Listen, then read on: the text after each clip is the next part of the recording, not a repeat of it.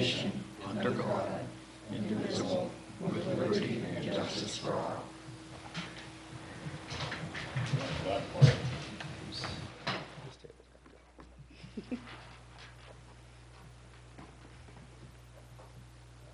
Okay, we're going to do roll call. Casey Benner, Here. Martha Patterson, Here. Donna Roush, Frank Myers, Here. Leanne Woodwoggle.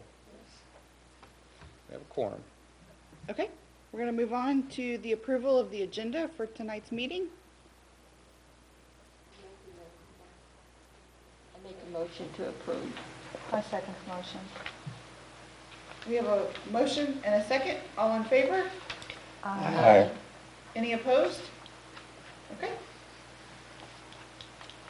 Motion passes. We're going to move on. Approval of the minutes for the April 15th, 2019 meeting. Do you want to split them up separately? Or can we do them together? We can. Okay.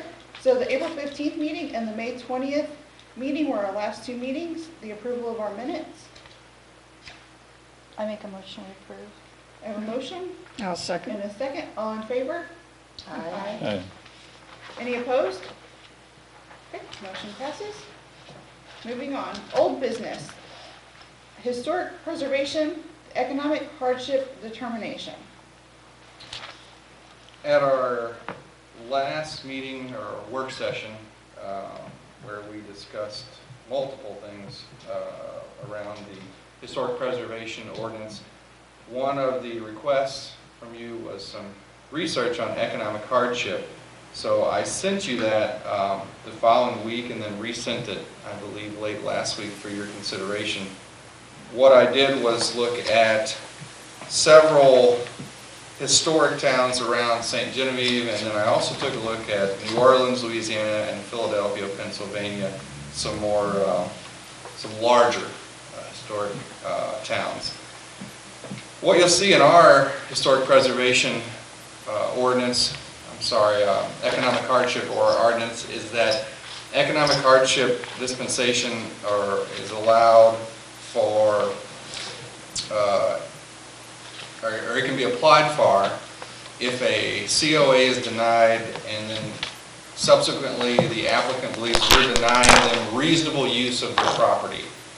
So I tried to think of some examples. I would say an owner wants to install a parking lot, turn a residential building into a commercial use property, and we deny them that, and they say, because of that, we're denying them reasonable use or reasonable economic benefit, economic return on the use of their property.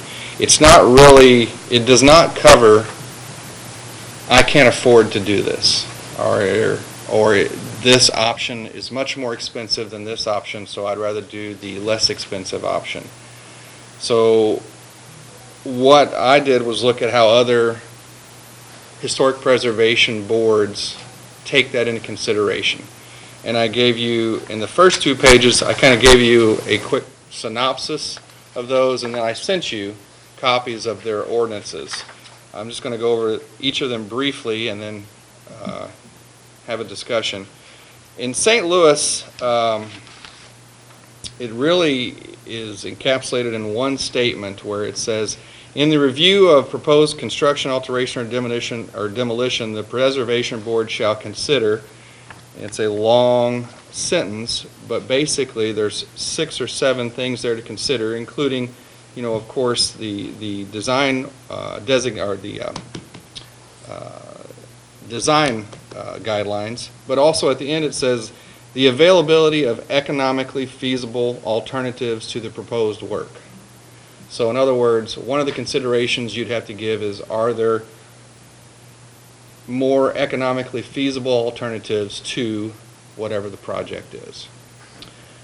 St. Charles, Missouri has no specific, that was the second community I looked at, no specific stipulation within the certificate process for economic hardship.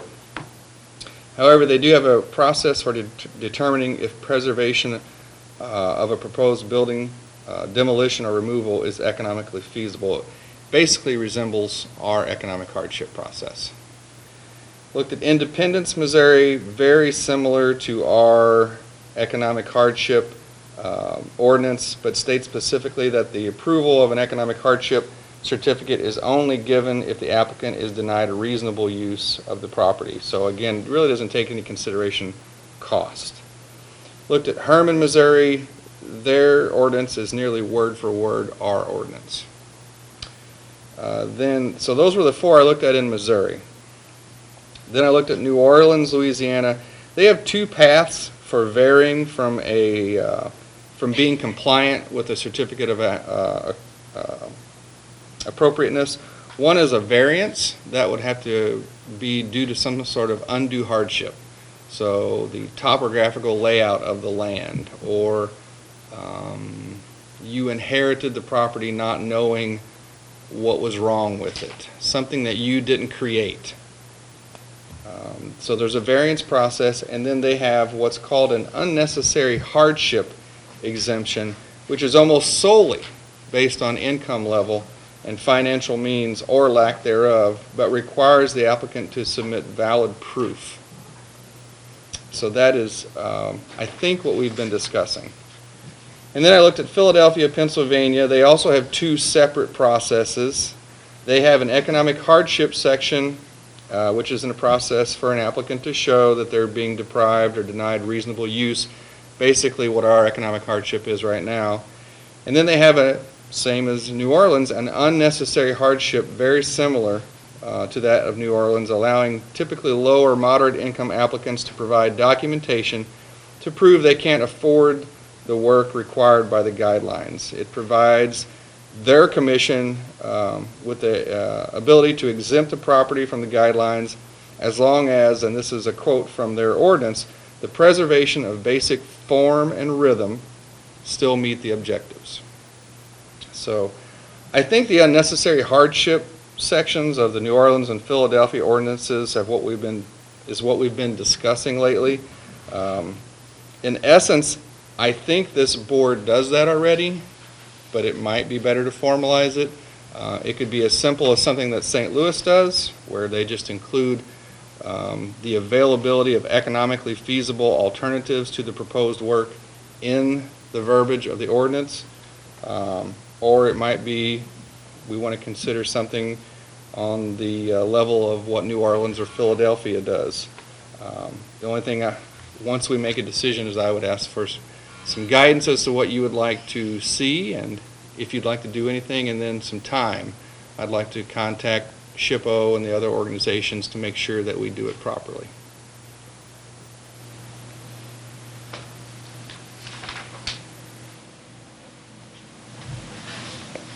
Any questions or comments on that economic hardship section? I liked the Philadelphia and the New Orleans. I liked how that reads. And that would provide a way for those who are denied a certificate, you'd have to be denied first, Right. based on the guidelines, to come back and say, I can't afford this. And it should be kept confidential. In those two cities, these are just examples, but those applicants for the economic, or what they're calling unnecessary hardship, they're asked to give 2 years of tax forms, and then if the contributing factor to their economic hardship is medical bills or education bills or something of that nature, unforeseen. they're asked to give those documents also, and that is all kept private, not released. I think if you do something along those lines, there should be some provision to prevent someone from acquiring a building and then immediately asking for an economic hardship determination so they can fix it up less expensively. Like some period of ownership that precedes their application for hardship. They'd have to be denied first, and then they could apply for economic hardship in the fashion that these two cities do it.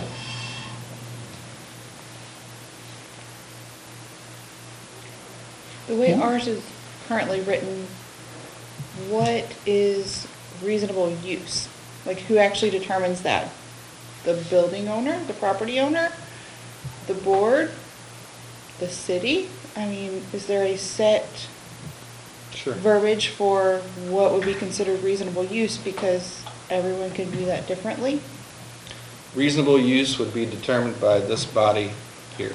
So in the case of a denial of a certificate, that individual or business would come to us with an economic hardship application, and it would be up to this body to determine if they're being denied reasonable use.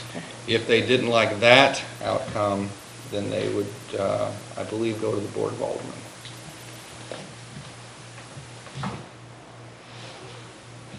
Can you think of an example of an unreasonable use? I can't think of a circumstance. My only example, and I tried to think of something, was, like I said, maybe an owner buys a historic residential structure, wants to turn it commercial, wants to install a parking lot, a small parking lot. We deny them that use, and then they say we're denying them reasonable use of turning that from residential into commercial. That was the best I could come up with. There's two sides to it. One is we have to look after our citizens, those that need the help. The other is the preservation of the real estate in the city is a valuable asset to the city. And we got to somehow balance those so that we can not create a hardship or prevent the removal of a hardship by people that absolutely cannot afford it. But we can't just allow any change because the person happens to be old and low income. And we're only looking at the exteriors of the buildings. We are not looking at what they do interior. They can make improvements as they like. It's not in our purview to look at that. But when they go outside and make changes, it is up to us. And I think what we need to be sure of is what we are looking at in the case of hardship of a patient or person is a departure from our guidelines really for preservation, or is it for change? And we should allow it. If it's for preservation, we should allow it at the lowest rate, the lowest level that supports our ordinance. But we just can't go overboard in allowing change because a person really can't afford it, because I can't afford it either. But you can't, we have to, the purpose of the organization is to help the preservation of structures in town. And I think we always have to keep that in mind. Well, we also have to keep in mind that any measures we take do not harm our citizens.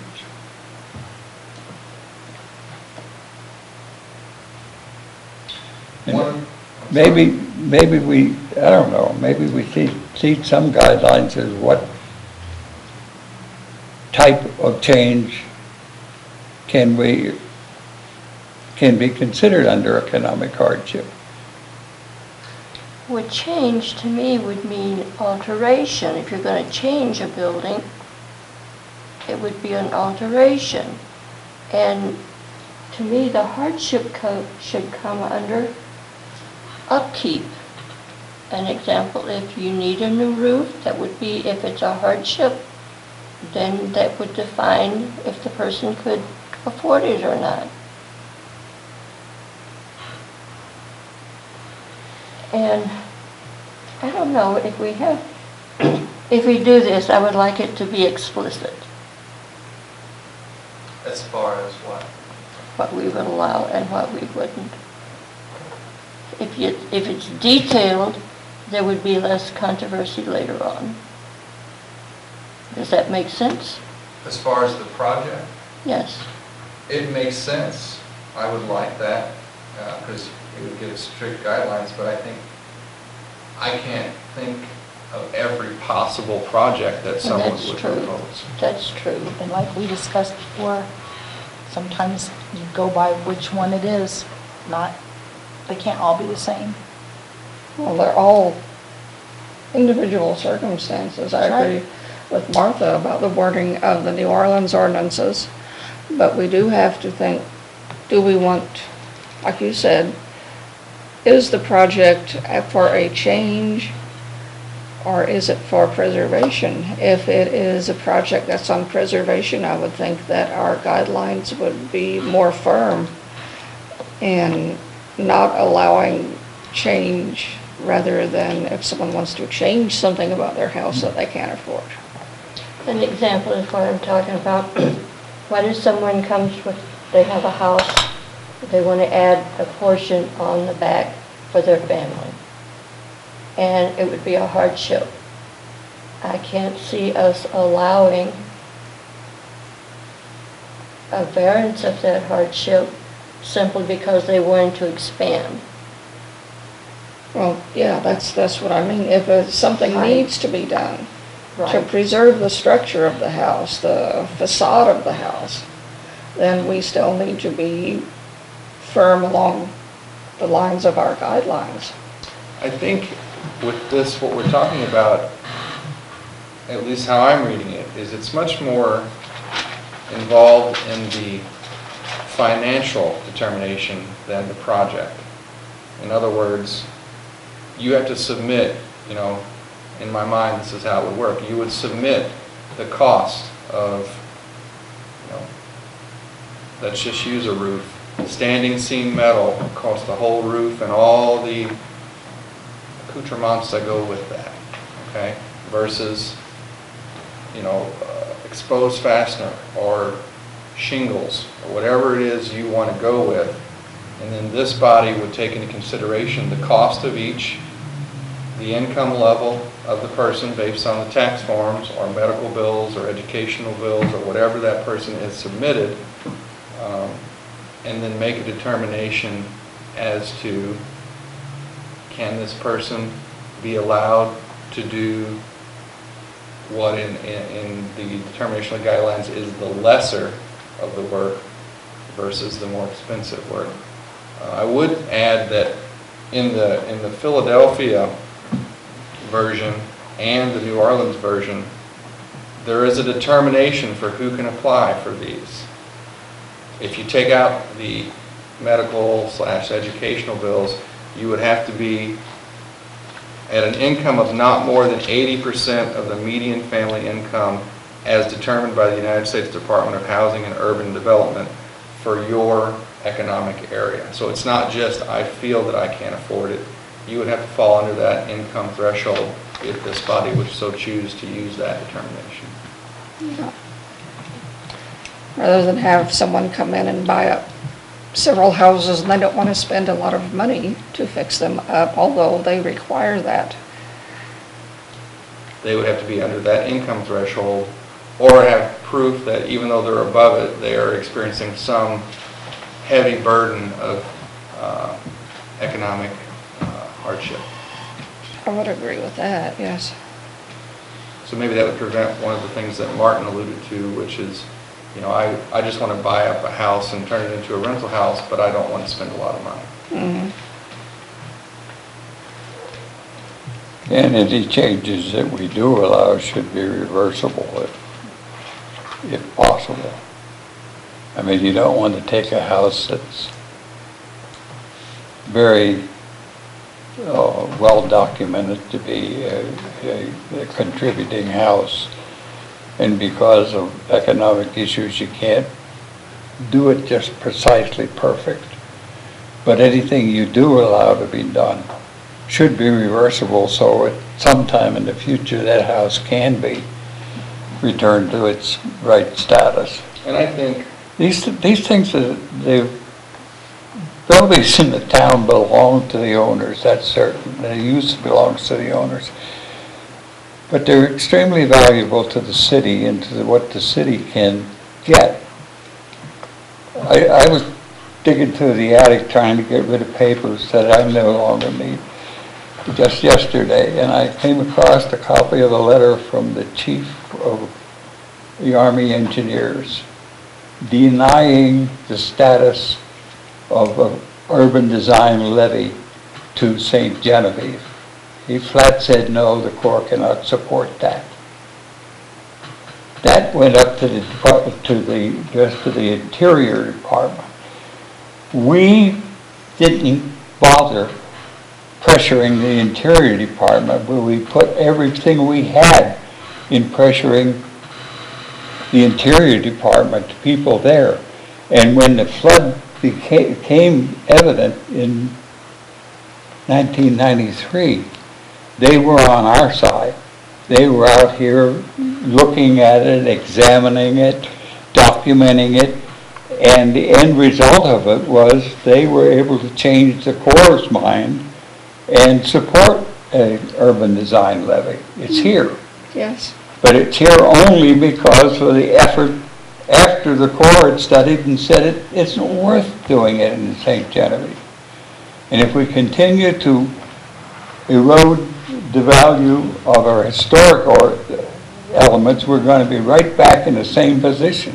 What do we have? I mean, indistinguishable from any other small town in Missouri. Well, Which we're different. we are. And that we convinced the people in Washington that we were different and that difference was worth saving. I'm going to stand on one thing, though. I agree with you to a point. We have to save them, and sometimes things that are reversible will need to be done to save them, or they will fall down. That's where I stand on this. So you can't be so hard that we can't let them try to save them. Oh, I agree with that. But Okay. that's one that you had to be very... I understand that, but I also don't want to see the Somebody buildings fall. that has the experience and the capability to make that judgment has to make it. Can it be, what they are doing be reversed? She said it. It's got to be reversible. You said it. But we have to give a little if we want to save the building. I'm done with that. We Could tried, you come up with a list of the work that you consider reversible? Well, roofs are reversible. Well, Windows are reversible. I'm not saying Yeah. for me, I'm saying could we produce a policy statement? I think that will we've serve the house, come to a but- pretty good Yeah. agreement on the For now. window issue. We've been repeatedly over the last year or so, we have been approving them so long as they don't Don't change the opening. change the framework of the house in doing it. I agree with that. My point is that we haven't memorialized that policy. Okay? Maybe we need to make, I like that idea. write a policy statement. Within an economic hardship, Well, I think we went kind of beyond the economic hardship. But that was, Just jumped over. that may be what you want to limit it to, I don't know, but I don't think so, because you haven't asked the economic question when you allowed it more recently. I Well, we would also just, haven't had you people know, tell us they had a We're problem. not going to be here forever, but if we think this is the policy that the Heritage Commission should pursue going forward, it'd be good to write it down.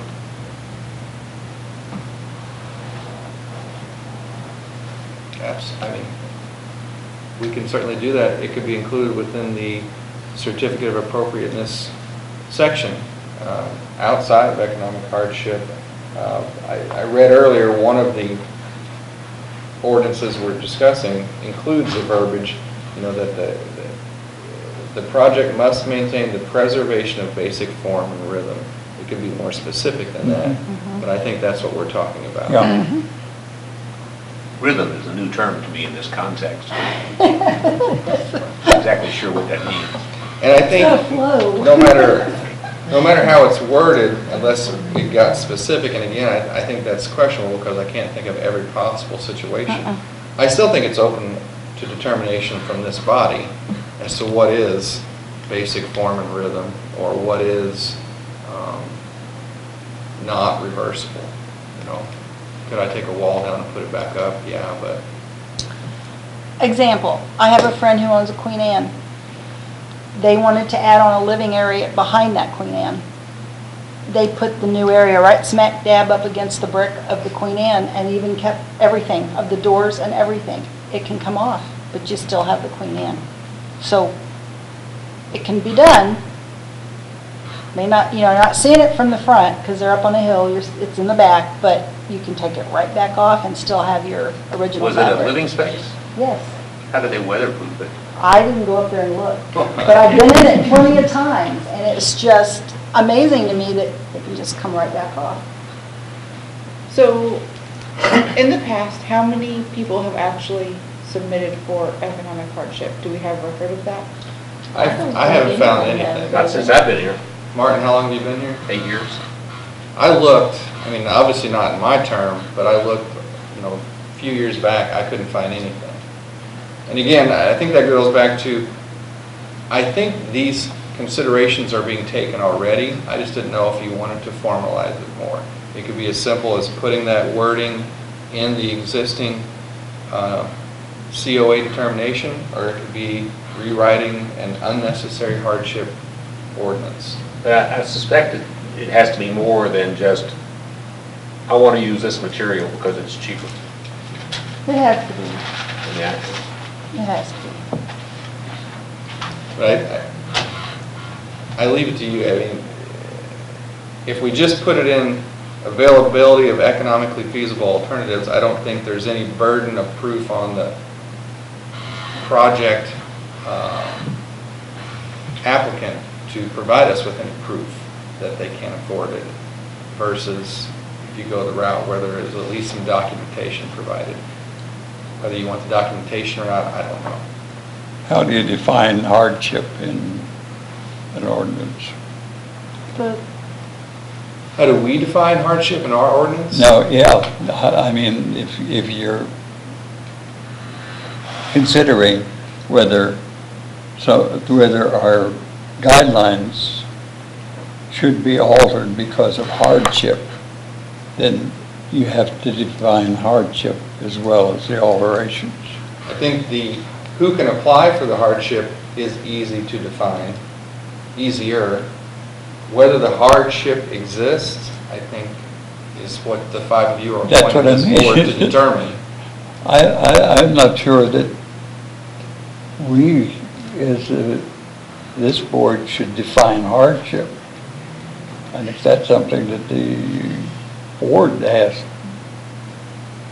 the city government, I think, has to, we're under the city government, really, a part of it, but under it. And I think on something like that, could make for some great, interesting fights. The process as it exists now has a next stage. If this body determines that there isn't a hardship as it exists right now, those folks can then appeal to the Board of Aldermen, Which is what has been happening. which has happened in the past, but I believe under a different ordinance. Yeah, it wasn't under hardship that they appealed. No, that was just a denial of a certificate. Right. Frequently. A hardship would be if they simply couldn't afford it. I don't know why you would buy a property. But what if you? When I first moved to town, for example, myself, 2nd Street, my wife, we'll look at a house on 2nd Street. What was a historic house and needed a lot of work. It was in a floodplain too. But I looked at it and says, no, that's not for me. I'm not going to be able to do the maintenance I need. So somebody buying a historic property surely well full knows what they're getting into.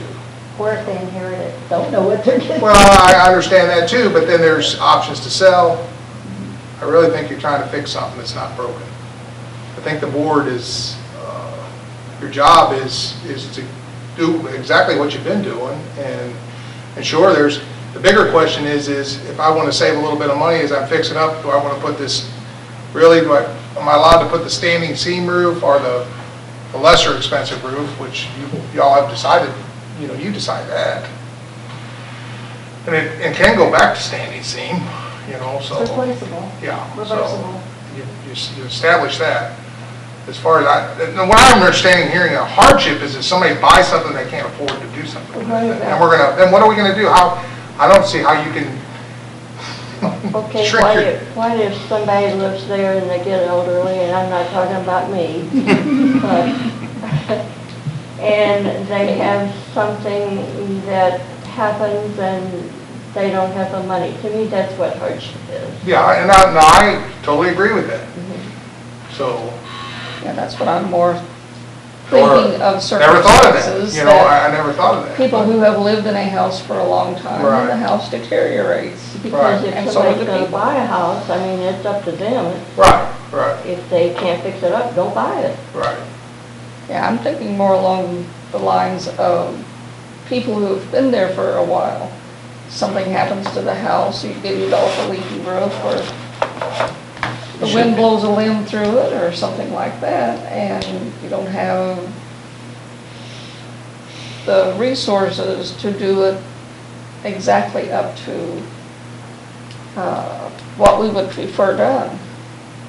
A disaster Is- hardship. Yeah, I understand that, but I guess what I would do is if I were that person, I'd be at the mercy of this board. So And I'd plead my case. it should be limited then to maintenance or repair items well, yeah, as opposed to a room addition. that's what I was thinking, to lean more toward the preservation part other than, well, I want to put a new room on the house, but I can't afford to do it with the best materials. Maybe we better leave it like it is. We didn't open this door, but, okay. Has that ever happened? What? What you're talking about? No, nobody's asked for a hardship that we know of. Nobody's ever asked for one. Well, I'm, And what I tell until it happens, I wouldn't mess with it. Well, it gets a little aggravating sometimes when someone comes in and pleads poverty, that they can't fix this old house, and they drive up in a nice, big, brand-new car. I understand that, I get that. I think, what led to this was that we took some consideration of this in some previous decisions, and there wasn't any guidance on it. But, you all do what you feel is necessary. We've caused a few arguments that way, but Arguments I can think produce we've good results survived sometimes. through it. Yes, sir. I thought, my recollection of how this evolved was that you got tired of hearing people stand up there and say, I want to use this material because of the cost. No. And but the hardship language seemed so onerous that there was like nothing in between. Turning down somebody just because they considered cost, or making them reveal their entire financial history in order to get a hardship consideration. Yeah, I that's, don't think we're the ones that said that, but okay. I thought you were looking for a middle ground. I haven't lived here all that long, but I've lived with the genetic heritage of it, that most of the people around here are not going to ask for any kind of hardship because they don't want anyone knowing their business. that's exactly right. I agree. I wouldn't. Well, then you're not going to get consideration, Well, I don't live in one, so I'm not worried about it. figuratively speaking. Yeah. Should we consider, this was discussed just 10 or 15 minutes ago, just updating the certificate of appropriateness to add a consideration of preservation of basic form and rhythm, something of that nature, and move forward with that? Yeah. That would be probably reasonable. And I could certainly work towards that, give it to you for consideration. So in the decision-making process, I believe in the ordinance, there's a list of things to consider when making these decisions, and we could add something of that nature.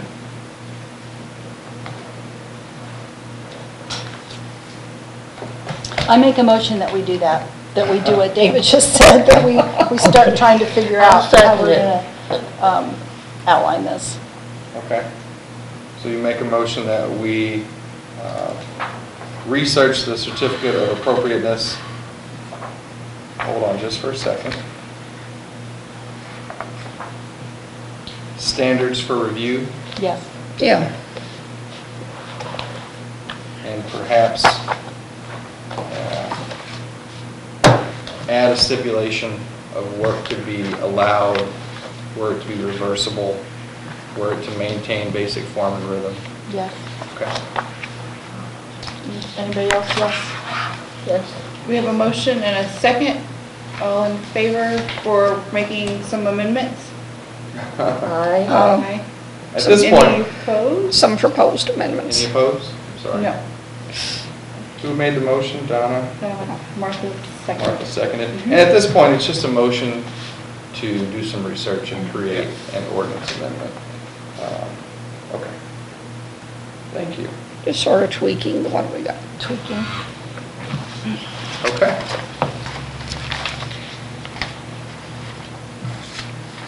That's all I have for that. Anything else on the old business before we move on? Are we good? I don't have anything further. Okay. New business? None. None? Okay, let's move on to administrative approvals. Several administrative approvals, since really our last regular session was in April. I'm just going to briefly go through them. SGHC 20 was to recoat a flat roof, unseen from the street. SGHC 21 was to replace an existing fence with a new treated lumber. The fence was already there, it was just rotting. SGHC 22 was to install a black aluminum projecting sign. SGHC 23 to erect a 16 by 24 addition to a garage. That's a non-contributing property. Is that in the district?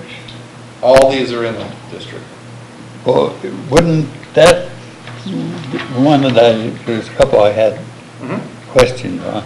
That seems to be a pretty big structure addition if it was It's on a his- non-contributing property. It's a non-contributing Non-contributing, property. it was probably a home built in probably 1990.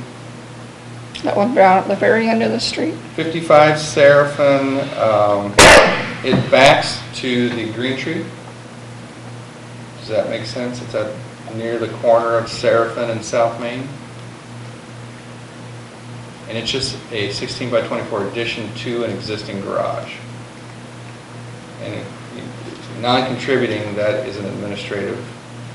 It's kind of creeping up on the district there, if it's not. It isn't, all these are in the historic district. If you built a monster, though, it may not. Well, any new construction would have to come to you, because that But would be site work. that's my point. A 2/3 addition, a 66% addition, sounds like new work. Well, 16 by 24 is not 2/3 of the size of I this. thought it was two stall. One of them was two stall. Anyway, This is about a 500 square foot. anything that's new construction within the district, and this is not within the district. It is within the district. All of these are within the district. I don't know, any new construction, I think, should be, such as the city ignores us totally. You built this police thing out here, which your ordinance specifically says that has to come in front of us. We never heard a word about it. And it's easy to slip the, This is how I'm reading. The administrator shall review all applications for certificates of appropriateness for all projects affecting structures within 185 feet of a landmark in the H2. So that would be any landmark outside the historic district, not the landmark itself, but any project within 185 feet of it, and all exterior projects affecting non-contributing structures or sites within the National Register Historic District. that's the last sentence is what I'm talking about. That says that's administrator review. I'm following the guideline that this body gave me. So you could build anything. When it comes to building a house, just as we did on Merchant Street, I brought that to this body. This would be an exterior project affecting a non-contributing structure or site. So even with site there, I would think that would allow a structure to be built on a non-contributing site within the National Register Historic District. So this was actually an addition, which, yes, it's new construction, but it's not a whole new garage. Is this an enclosed addition or like a, Enclosed.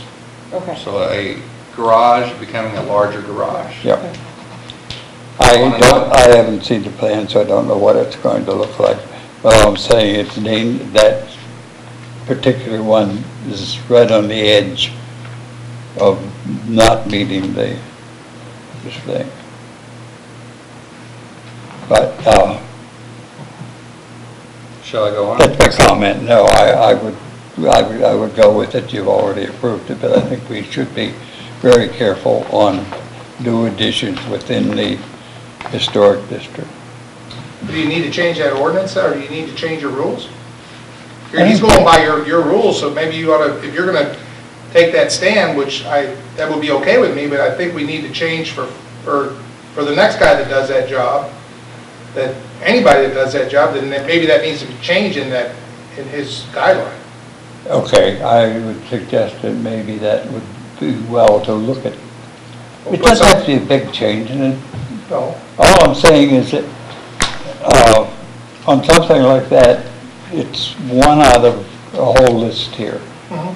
And he's done an excellent job in Oh, yeah. screening the project and giving them to us. Mhm. All I'm saying is that that's kind of a hole in the ordinance, Yeah. that you can introduce Mhm. new, unsatisfactory additions within the district. And Well, I agree with you, but you gotta follow the guide and change the guideline then. As I read it, it would have to be on a non-contributing property, first of all, not a contributing property. And it would have to be affecting a structure, it says or site. But I'm here to tell you, in my role, if someone wants to build a house on a non-contributing site, I'm pushing that up to you guys. But if just an addition, a small addition, in my estimation, this is a small addition. All that. So, but again, these are your guidelines. But would you push it up if it was addition on his house? Depends on where it was probably, and the size of it. I mean, if you wanted to add 100, I think according to the guideline, it doesn't have to be. It's a, Well, that's my whole point. If it doesn't have to be, then in your guideline, that's why the guideline, well, that's what the also, commission wants to do. also up above that, the commission shall review, and there's a law, any application referred by the administrator. So if I refer one, I mean, this ordinance obviously gives me some leeway. It Yeah, felt, the ordinance was Yes. revised specifically to do that. Yes. I recognize that. My thought was that it's down at the end of Seraphim, and that's going to be very visible from the historic structures. You wouldn't want it painted pink or purple down there or But anything. we don't control the color. I know of the that, structures. but I'm just thinking of the visual. I don't think this individual will paint it pink or purple. But I understand what you're saying as far as it's very near a landmark structure. Yes, But again, even though that is not a contributing site or structure there, it is going to be very visible from the actual contributing and actual historic areas.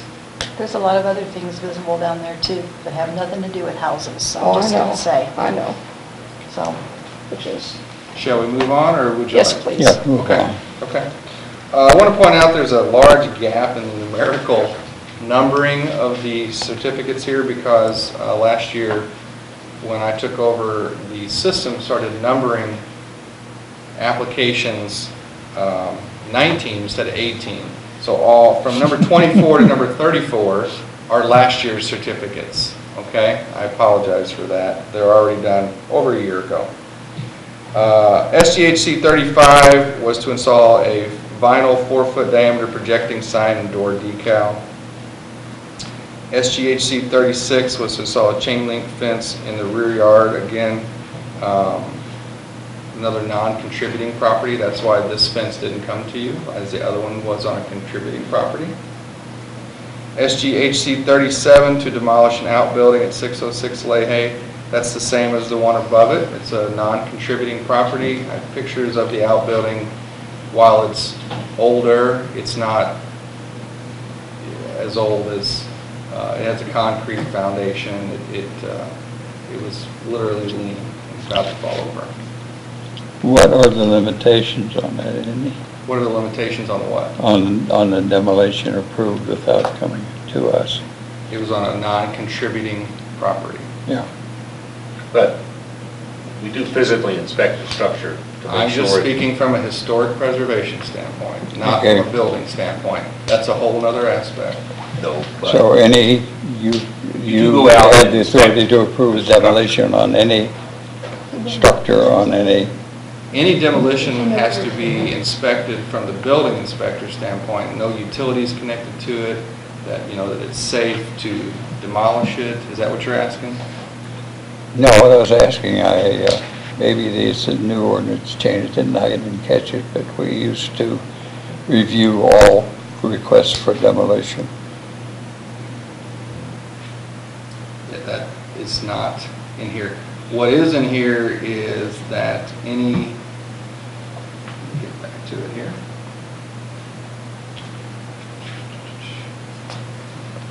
Again, this was a project at a non-contributing property. Thus, while I handled it and during the level of review was administrator.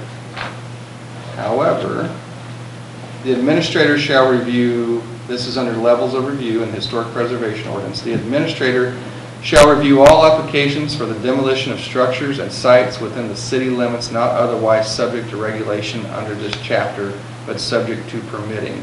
Now that opens it up to the city limits. That's one change to that. So you don't have to be in the historic district to have to get approval as far as the historic nature of the structure for demolition. So if we go out to all the way out market and there's a structure with vertical logs, just because it's outside the historic district doesn't mean that we can't mandate that they not demolish that structure. But as far as the approval of demolitions, That would probably be on the city's list of, I think there's houses out there with logs in them that we don't know Yep. about. but I mean, if there was a vertical log outside the district, it's individually mentioned on the list of, what do we have on that list? I don't know right now, but, There is a list. What I'm Yeah, saying and is, the- what I'm saying is if there were another. okay. But the demolition is under administrator review. Okay. Okay. SGHC 38 is to receive a certificate of appropriateness for a 40 by 72 wall sign. And then there are three, including the second page, three attestations as to material replacement, one for decking, one for 3 windows and porch decking, and the last one is actually just for boards on a window. Sash boards of a window on what was an outbuilding is now currently attached to the house at 242 Merchant.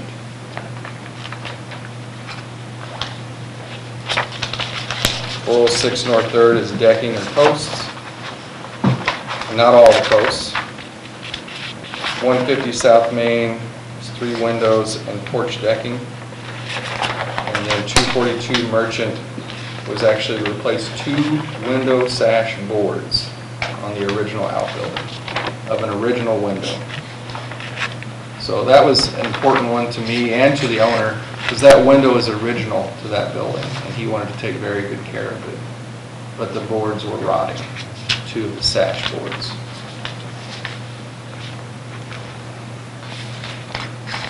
Any questions on any of those besides the ones we've covered? No. Martin, did you have questions? Okay.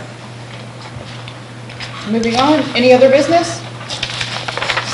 I do not have any. Any public comments? Okay, We are ready to adjourn. Do we need a motion? Yes. Can I get a motion for adjournment? Motion that we adjourn. We have a motion I second. and a second. All in favor? Aye. Aye. Any opposed? Right. Thank you very much.